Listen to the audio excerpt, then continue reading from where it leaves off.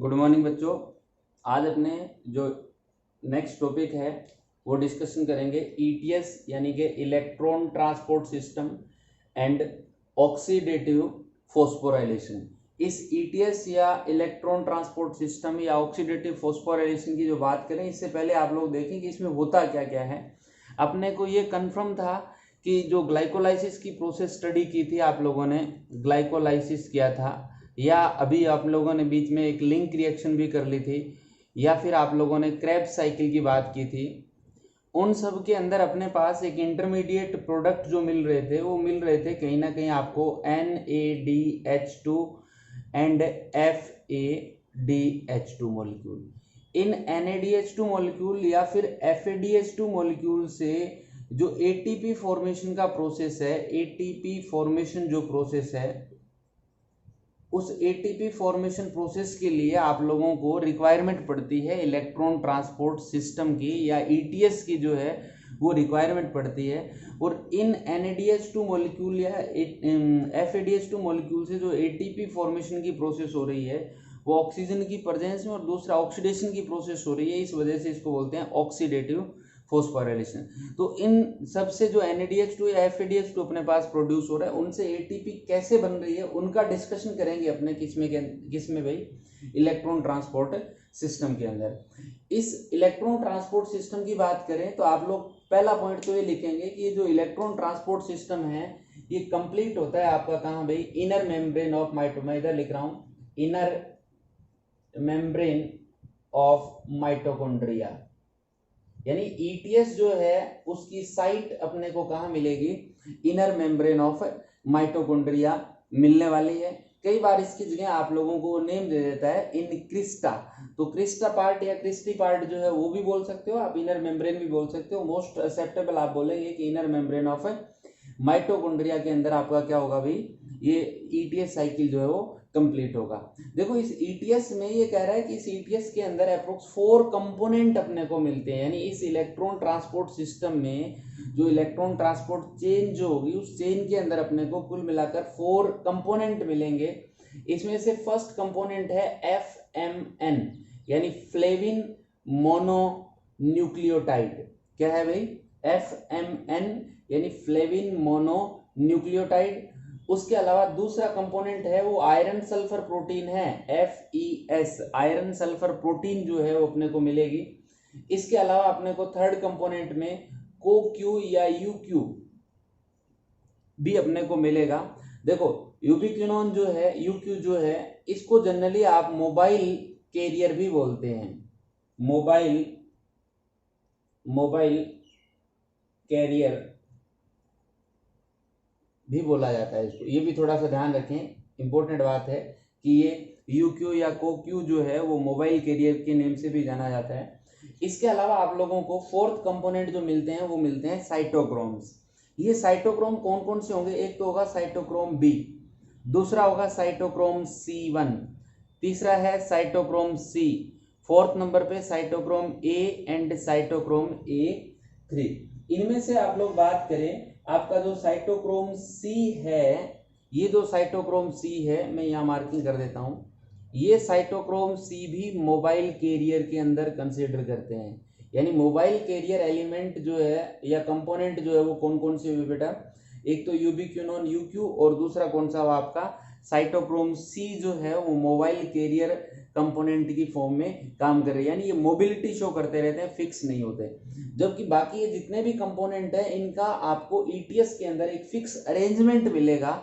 यानी इन सब कंपोनेंट की एक सिस्टमेटिक पोजीशन होती है, या आप यूँ बोल सकते हैं कि इनकी एक फिक्स अरेंजमेंट होती है। किसके अंदर, आपकी इनर मेम्ब्रेन ऑफ माइटोकॉन्ड्रिया में ये फिक्स अरेंज होंगे। ये कह रहा है कि जितने भी मॉलिक्यूल हैं उन सब के अलावा आप लोगों को आप ये कह सकते हैं कि इस इलेक्ट्रॉन ट्रांसपोर्ट सिस्टम में आपको 5 कंपोनेंट मिलते हैं, या 5 कॉम्प्लेक्सेस मिलते हैं। इन सब का कॉम्प्लेक्स बनता है, वो कॉम्प्लेक्स कौन कौन सा होगा, कॉम्प्लेक्स नंबर फर्स्ट में आपको मिलता है FMN यानी ये फ्लेविन मोनोन्यूक्लियोटाइड प्लस में nicotinamide dinucleotide hydrogen, nicotinamide dinucleotide hydrogen यानी NADH2 डिहाइड्रोजिनेज एंजाइम, यानी ये अपने को कॉम्प्लेक्स नंबर फर्स्ट में मिलेगा। और ये जो कॉम्प्लेक्स फर्स्ट है, इस कॉम्प्लेक्स फर्स्ट का जो इनहिबिटर होता है, मैं यहाँ लिख देता हूँ इनहिबिटर,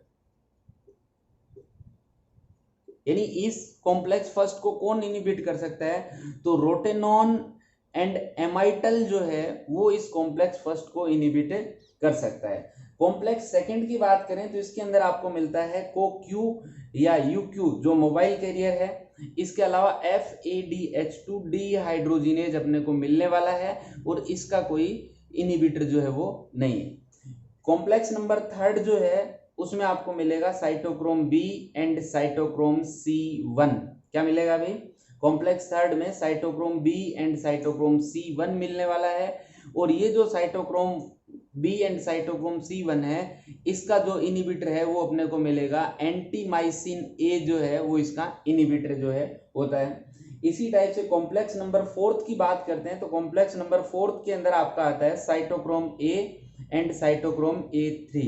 देखो इंपॉर्टेंट पॉइंट ये है कि साइटोक्रोम A3 के अंदर आप लोगों को कॉपर मेटल जो है, कॉपर जो है मिल रही है। तो ये कॉपर मेटल का कई बार पूछा जाता है कि कौन सी मेटल जो है वो साइटोक्रोम से या ETS से रिलेटेड है, तो आपकी कौन सी आ जाएगी, कॉपर आ जाएगी। इसके अलावा इसका जो इनहिबिटर है वो कौन सा है अभी, साइनाइड जो है वो इसका, और इसके अलावा कोबाल्ट जो है CO जो है वो क्या है अभी इसका इनहिबिटर का काम कर रहा है, किसका, कॉम्प्लेक्स फोर्थ का। और कॉम्प्लेक्स फिफ्थ नंबर का जो कॉम्प्लेक्स है जिसमें ATP सिंथेटेज या फिर ATPase एंजाइम जो है वो अपने को मिलेगा और इसका इनहिबिटर का काम करता है 2,4-डाइनाइट्रोफिनोल। इसका इनहिबिटर कौन है भी, 2,4-डाइनाइट्रोफिनोल। तो कुल मिला के अभी अपने बात कर रहे हैं सिर्फ ETS की। ETS में बात कही, पहला पॉइंट ये कहा कि सर ये इनर मेम्ब्रेन ऑफ माइटोकॉन्ड्रिया में कंप्लीट होगा। दूसरा पॉइंट आपने कहा कि सर इसके अंदर 4 टाइप्स ऑफ कंपोनेंट जो है वो यूटिलाइज होंगे। फर्स्ट वन जो है वो FMN यानी फ्लेविन मोनोन्यूक्लियोटाइड, सेकंड वन जो है वो आपका फेरस सल्फर प्रोटीन है, थर्ड वन को एंजाइम QUQ जो मोबाइल कैरियर का काम कर रहा है, और इसके अलावा साइटोक्रोम से मिलने वाले हैं। इन साइटोक्रोम्स में से जो साइटोक्रोम C है वो आपका मोबाइल कैरियर का काम करेगा। इसके अलावा आपने कहा कि इस इलेक्ट्रॉन ट्रांसपोर्ट सिस्टम के अंदर अपने को 5 टाइप ऑफ कॉम्प्लेक्सेस मिलेंगे। इन 5 टाइप ऑफ कॉम्प्लेक्सेस में first complex FMN NADH2 complex है, सेकंड में CoQ UQ या FADH2 कॉम्प्लेक्स है, थर्ड में आप लोगों को साइटोक्रोम B साइटोक्रोम C1 मिलेगा, फोर्थ के अंदर A एंड A3 मिलेगा, और कॉम्प्लेक्स नंबर फिफ्थ जो है उसके अंदर आपको ATP सिंथेटेज या ATPase जो है वो मिलने वाला है। और कौन से केमिकल जो है वो इनके इनहिबिटर की फॉर्म में काम कर रहे हैं। तो एक बार इसका स्क्रीनशॉट लें, फिर अपने बात करते हैं कि ये कॉम्प्लेक्स किस टाइप से अरेंज होते हैं और किस टाइप से इनमें इलेक्ट्रॉन्स जो है उनकी मूवमेंट होती है और किस टाइप से इलेक्ट्रॉन मूव करके ऑक्सीडेटिव फॉस्फोराइलेशन के थ्रू ATP फॉर्मेशन का जो प्रोसेस है वो कंप्लीट करते हैं। एक बार इसका स्क्रीनशॉट लें भाई आप लोग। हाँ भाई देखिए बच्चों कि भाई किस टाइप से ETS की जो अरेंजमेंट है, डिफरेंट टाइप्स ऑफ कॉम्प्लेक्स जो है उनकी क्या अरेंजमेंट रहेगी, उनका डिस्कशन अपने करने वाले हैं। तो कॉम्प्लेक्स नंबर फर्स्ट, फिर कॉम्प्लेक्स नंबर थर्ड लिखा है मैंने, देखिए साइटोक्रोम B FS और C1, फिर complex number second, complex number fourth and complex number fifth. आप लोगों को थोड़ा सा ये ध्यान रखना है कि मान लें ये सारी की सारी मैंने ये जो बीच का पार्ट है वो inner membrane of mitochondria draw किया है, ये पेरी माइटोकॉन्ड्रियल स्पेस है और ये आपके माइटोकॉन्ड्रियल मैट्रिक्स को रिप्रेजेंट कर रहा है। अब ये जो इलेक्ट्रॉन ट्रांसपोर्ट सिस्टम था, इस इलेक्ट्रॉन ट्रांसपोर्ट सिस्टम में होने वाला क्या है कि जो पेरी माइटोकॉन्ड्रियल स्पेस है उस पेरी माइटोकॉन्ड्रियल स्पेस में हाइड्रोजन आयंस की नंबर को इंक्रीज करेंगे, और जैसे हाइड्रोजन आयन प्रोटॉन्स की नंबर इंक्रीज होगी तो इनर मेम्ब्रेन जो है स्पेस जो है उनके अंदर पॉजिटिव चार्ज रहने वाला है, जबकि मैट्रिक्स वाली साइड में नंबर ऑफ हाइड्रोजन आयंस जो है वो कम हो जाएंगे, यानी ये नेगेटिव टाइप को रिप्रेजेंट करेगा। तो कुल मिलाकर ये जो चार्ज में डिफरेंस होता है, यानी प्रोटॉन्स के ग्रेडियंट में जो डिफरेंस होगा उसी प्रोटॉन ग्रेडियंट को रिलीज करने के लिए क्या होंगे कि हाइड्रोजन आयन इनसाइड शिफ्ट होंगे from peri mitochondrial space to matrix, और जैसे हाइड्रोजन आयन शिफ्टिंग होंगे उसी टाइम ATP का जो है वो जनरेशन होगा, यानी ADP प्लस इनऑर्गेनिक फॉस्फेट को अटैच करके आप लोग इसकी फॉर्मेशन कर रहे हैं ATP की। अब ये देखो ये जो आपको फिफ्थ नंबर कॉम्प्लेक्स है, ये जो फिफ्थ नंबर कॉम्प्लेक्स है ये उसके अंदर प्रेजेंट होता है आपका ऑक्सीसोम के अंदर F0 F1 पार्टिकल्स के अंदर। तो ये कहीं भी हो सकता है। तो अपने तो बस ये इन हाइड्रोजन आयंस को रिलीज करने के लिए मैट्रिक्स के इनसाइड भेजोगे तो उस टाइम एटीपी फॉर्मेशन होगी। किस टाइप से अरेंजमेंट होती है देखें, आपको पता है कि कॉम्प्लेक्स नंबर फर्स्ट जो है उसमें NADH2 मॉलिक्यूल, NADH2 डीहाइड्रोजिनेज, मैं यहाँ लिख देता हूँ डीहाइड्रोजिनेज जो है वो होगा। ये क्या करेगा, अपने हाइड्रोजन आयन तो मैट्रिक्स पेरी माइटोकॉन्ड्रियल स्पेस में रिलीज कर देगा और जो इलेक्ट्रॉन्स है इन इलेक्ट्रॉन्स को दे देगा FMN को। किसको प्रोवाइड करा देगा भैया, FMN को इलेक्ट्रॉन्स प्रोवाइड करा देगा। इसके अलावा NADH2 जैसे हाइड्रोजन दे देगा ये कन्वर्ट हो जाएगा NAD में और ये वापस मैट्रिक्स के अंदर जाएगा, क्रेब्स साइकिल से वापस किसकी फॉर्मेशन करता रहेगा, आपके NADH2 की। ये इलेक्ट्रॉन जो है वो आयरन सल्फर प्रोटीन के पास गए और आयरन सल्फर प्रोटीन से ये जाएंगे UBQ के पास, UQ के पास, और क्या बना लेंगे, UQH2 की फॉर्मेशन कर लेंगे। ये UQH2 क्या करेगा, ये H2 जो है वो हाइड्रोजन आयन वापिस इधर मैट्रिक्स में पेरी माइटोकॉन्ड्रियल स्पेस में रिलीज कर देगा और जो इलेक्ट्रॉन्स है उनको दे देगा किसको भाई, इलेक्ट्रॉन्स दे देगा ये साइटोक्रोम B, और साइटोक्रोम बी से वही आयरन सल्फर के पास और फिर साइटोक्रोम C1 के पास जाएंगे। किसके पास जाएंगे भाई, साइटोक्रोम C1 के साथ पास में।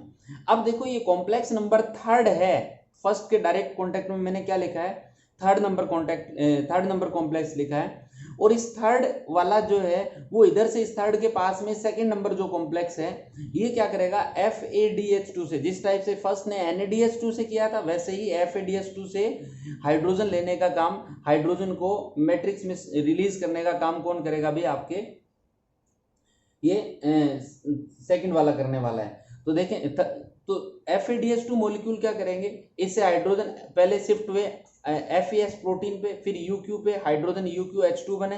अब UQH2 में से प्रोटॉन्स को तो रिलीज करके इन्हीं सिस्टम ने थर्ड वाले ने कहाँ डाल दिया, पेरी माइटोकॉन्ड्रियल स्पेस में, और जो इलेक्ट्रॉन है वो किसके साथ पास शिफ्ट हो गए, साइटोक्रोम B के पास। यानी ये इलेक्ट्रॉन दोनों साइड से इलेक्ट्रॉन के, इधर से हाइड्रोजन दोनों को कहाँ रिलीज कर दिया, पेरी माइटोकॉन्ड्रियल स्पेस में। ये साइटोक्रोम C1 से जो थर्ड कॉम्प्लेक्स में थे वहां से जाएंगे मोबाइल कैरियर साइटोक्रोम, कौन सा है भी, साइटोक्रोम C जो है वो साइटोक्रोम C, और जनरली ये साइटोक्रोम C जो है वो आउटसाइड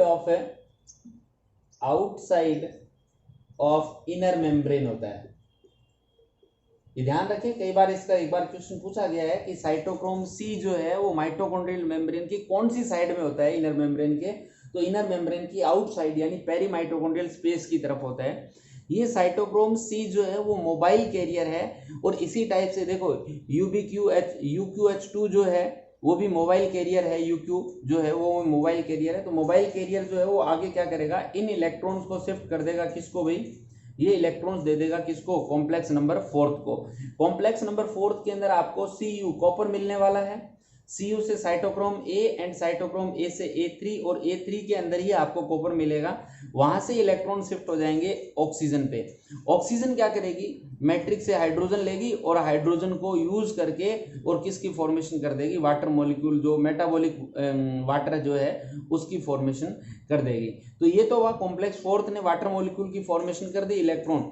इसी टाइम जो हाइड्रोजन आयंस है उनको शिफ्ट कहाँ कर दिया, पेरी माइटोकॉन्ड्रियल स्पेस में। अब इन सब हाइड्रोजन्स को आपका जो कॉम्प्लेक्स नंबर फिफ्थ है F0 F1 सिंथेज जो है वो क्या करेगा, ADP प्लस इनऑर्गेनिक फॉस्फेट को जोड़कर ATP सिंथेसाइज कर देगा। तो ये अपने इनकी अरेंजमेंट होती है, एक फिक्स अरेंजमेंट जो है वो अपने को मिलने वाली है कहाँ भी, इनर मेम्ब्रेन के अंदर। तो एक बार इसका स्क्रीनशॉट ले, क्योंकि इसको स्टडी करने से इसको आप लोग देखोगे तो इससे आपको NCERT बिल्कुल इजी गोइंग समझ में आ जाएगी, कोई प्रॉब्लम नहीं आएगी। तो एक बार इसका स्क्रीनशॉट लें, फिर अपने आगे चल रहे हैं।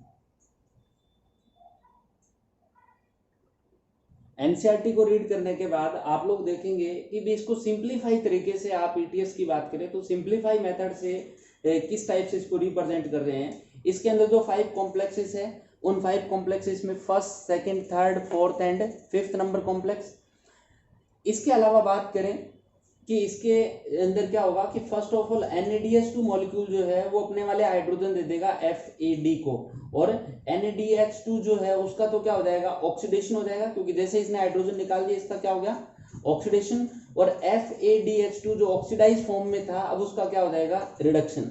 ये FADH2 मॉलिक्यूल जो है वो नेक्स्ट हाइड्रोजन ट्रांसफर कर देगा Q को, और Q जो है वो हाइड्रोजन गेन करके हो जाएगा Q H2 में कन्वर्ट हो जाएगा, रिड्यूस्ड फॉर्म में आ जाएगा। ये क्या करेगा, इन हाइड्रोजन आयंस को तो रिलीज करवा देगा, और साथ में क्या करेगा कि जो इलेक्ट्रॉन्स है उन इलेक्ट्रॉन्स को ये किसको दे देगा, ये Fe+++ फेरिक को दे देगा, तो ये कन्वर्ट हो जाएगा Fe++ के अंदर। और ये जो है वो नेक्स्ट जो आयरन है यानी वो डिफरेंट साइटोक्रोम जो है वो इलेक्ट्रॉन्स को ट्रांसफर करते जाएंगे, और जैसे electron cytochrome B to cytochrome C shift होंगे उसी टाइम जो एनर्जी लिबरेट होगी वो इतनी एनर्जी होती है कि वो ATP फॉर्मेशन में यूज हो जाती है, या यूं मान लें कि ATP फॉर्मेशन कर सकती है। तो ADP प्लस इनऑर्गेनिक फॉस्फेट से किसकी फॉर्मेशन होगी, ATP की। इसी टाइप से जब इलेक्ट्रॉन्स के जो है वो cytochrome A to cytochrome A3 shift होंगे तो उस कंडीशन में भी ATP फॉर्मेशन होगी, यानी एनर्जी जो रिलीज होगी वो ADP प्लस इनऑर्गेनिक फॉस्फेट को ज्वाइंट करके ATP फॉर्मेशन करवा देगी। और लास्ट में जो इलेक्ट्रॉन एक्सेप्टर है वो कौन आएगा भी, ऑक्सीजन आएगा। तो इस बात को ध्यान रखें कि इसमें सिर्फ इलेक्ट्रॉन्स का क्या हो रहा है, ट्रांसपोर्टेशन हो रहा है, और इलेक्ट्रॉन के ट्रांसपोर्ट होने से जो एक्सेस अमाउंट ऑफ एनर्जी जो है वो रिलीज होती है, और उसी एनर्जी को यूज करके ATP फॉर्मेशन जो है वो की जाती है। तीसरा पॉइंट यहाँ आप लोगों को दिख रहा होगा, कुछ इंपॉर्टेंट बातें जो इससे रिलेटेड क्वेश्चंस एग्जाम में आते हैं। ऐसा कभी भी वो डायग्रामेटिकली आप लोगों से नहीं पूछेगा, क्वेश्चन क्या पूछेगा, देखो आपको दिख रहा होगा कि यहाँ NADH2 मॉलिक्यूल जो है 1 NADH2 मॉलिक्यूल से 1 2 एंड 3 ATP प्रोडक्शन हो रहा है, 1 यानी 1 NADH2 molecule is equal to 3 ATP। और जबकि आप बात करेंगे FADH2 से, तो देखो इस FADH2 के बाद कितनी प्रोड्यूस हो रही है भाई, FADH2 के बाद में 1 and 2 ATP प्रोड्यूस हो रही है। तो 1 मॉलिक्यूल FADH2 जो है उससे कितना प्रोडक्शन हुआ, 2 ATP इक्वल एनर्जी जो है वो प्रोड्यूस हुई। तो कुल मिलाकर आप कह सकते हैं कि NADH2 से आपको 3 ATP एंड FADH2 मॉलिक्यूल जो है उससे आपको 2 ATP के इक्वल एनर्जी जो है वो गेन हो रही है, 2 ATP अपने को मिल रही है। चौथा पॉइंट क्वेश्चन जो आ सकता है कि last electron acceptor in this ETS cycle जो है वो कौन है भी, ऑक्सीजन है। आपको पता हो क्योंकि अपने ऑक्सीडेट आपके क्या बोलते हैं एरोबिक रेस्पिरेशन की बात करें, एरोबिक रेस्पिरेशन में फर्स्ट स्टेप था आपका ग्लाइकोलाइसिस। ग्लाइकोलाइसिस में किसी भी टाइप की ऑक्सीजन जो है उसका यूज नहीं हुआ था। सेकंड, लिंक रिएक्शन के अंदर भी किसी भी टाइप से ऑक्सीजन का यूज नहीं हुआ था। क्रेब्स साइकिल में भी ऑक्सीजन का यूज नहीं हुआ था। ऑक्सीजन का यूज हो रहा है तो कहाँ हो रहा है भाई, इलेक्ट्रॉन ट्रांसपोर्ट सिस्टम में। लास्ट इलेक्ट्रॉन रिसेप्टर का काम कर रही है कौन भी, आपके ऑक्सीजन मॉलिक्यूल। और ये ऑक्सीजन क्या करेगा, ऑक्सीजन एटम जो है वो क्या करेगा, इन हाइड्रोजन आयंस के साथ रिएक्ट करके किसकी फॉर्मेशन कर लेगा, वाटर की फॉर्मेशन, जो मेटाबॉलिक वाटर जो है उसकी फॉर्मेशन हो जाएगी।